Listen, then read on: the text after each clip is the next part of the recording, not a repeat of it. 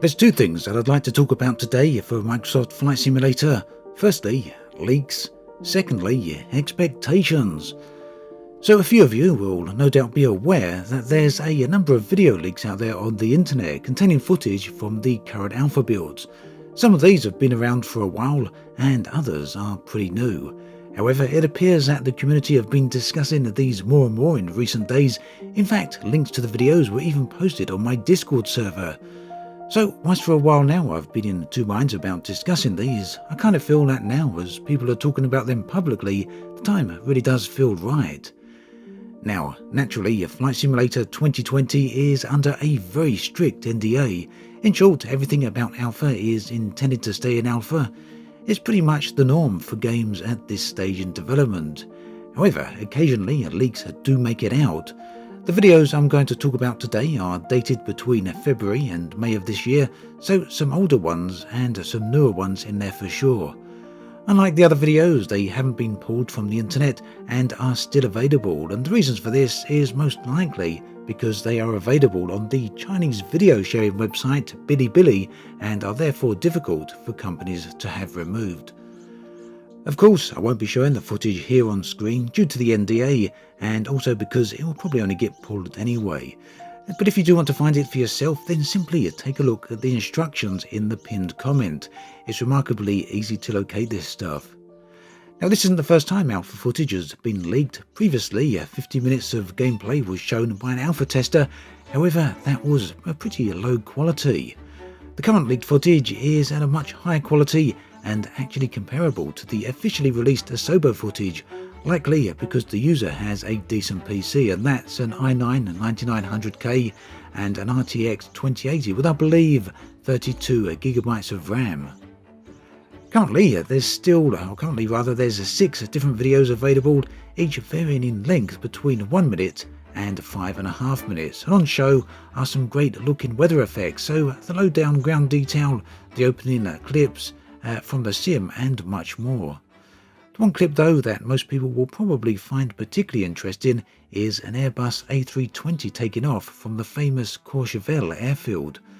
The airfield features a runway of less than 550 meters and a gradient of just under 19%. In short, it's the type of place that you wouldn't expect to see a large plane. Indeed, the video shows it's a bit of a challenge to get the plane off the ground, as it barely misses the tree line there at the end of the runway. After takeoff, the A320 climbed to around 27,000 feet before the video ends. The location really is truly beautiful, located as it is within the mountainous Three Valleys region there in France. There's also some use of the in-game UI here and there, especially showing off the nav and map panel. Another video shows a landing in a Cessna. All in all, the videos really do look spectacular, and the A320 clips specifically give at least a small amount of insight as to how the plane flies. But this really does kind of bring me on to the second topic of the video, which is expectations. Now, I've spoken about this a little bit before previously, but basically, yes, Microsoft Flight Simulator has a huge level of hype surrounding it. Asobo Studios though and Microsoft both, to be fair, have been good at managing expectation levels, and personally I don't think they've overpromised too much, but it's possible that some people in alpha may feel that some of the expectations and claims are a little out of whack with the reality of what Flight Simulator actually offers, and that will really depend on the opinions on this specific individual. But it really is a question that unfortunately isn't going to be answered until release, or at the very earliest with some form of open beta if such a thing were to happen. But put quite simply, even at the current alpha, there still isn't feature complete by definition, which makes the entire situation hard to judge for anyone. That said though, I do feel that the leaked videos do put some context on all of this, which is why I wanted to link these two topics together. The official Asobo footage has, for nearly a year now, shown what Microsoft Flight Simulator actually is capable of. A stunning looking piece of software then.